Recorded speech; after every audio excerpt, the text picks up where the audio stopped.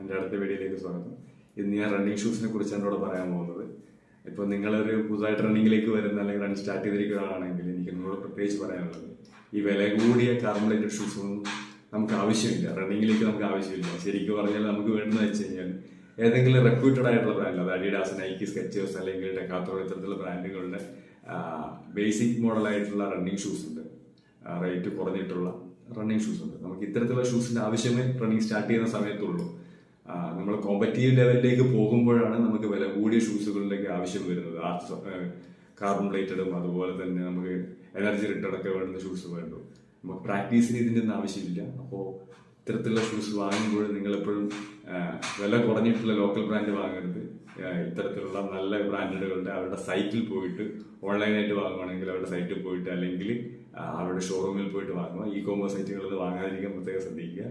Originally കിട്ടണമെന്നില്ല, അതുകൊണ്ടാണ് പറഞ്ഞത്. പിന്നെ ഷൂസ് വാങ്ങുമ്പോൾ എപ്പോഴും ഒരു 0.5, 9 ആണ് നിങ്ങളുടെ സൈസ് എങ്കിൽ ഒരു 9.5 എങ്കിലും വാങ്ങാൻ വേണ്ടി ശ്രദ്ധിക്കുക. ഫ്ലാറ്റ് ഫുട്ടുള്ള ആൾക്കാരാണെങ്കിൽ ഒരു ആർച്ച് സപ്പോർട്ടുള്ള സ്കെച്ചേഴ്സിന്റെ അതുപോലെ തന്നെ A6-ന്റെ ഒക്കെ ഷൂസ് മാർക്കറ്റിൽ അവൈലബിൾ ആണ്. നിങ്ങളത് വാങ്ങാൻ വേണ്ടി അത് പ്രത്യേകിച്ച് നോക്കി വാങ്ങുക, ഫ്ലാറ്റ് ഫുട്ടുള്ള ആൾക്കാരാണെങ്കിൽ. ഇത്രയാണ് മെയിനായിട്ട് ഷൂസ് വാങ്ങുമ്പോൾ നിങ്ങൾ ശ്രദ്ധിക്കേണ്ട കാര്യങ്ങൾ. അടുത്ത വീഡിയോകളിൽ നമുക്ക് കൂടുതലായിട്ട് ഇതിനെക്കുറിച്ച് പറഞ്ഞു പോകാം.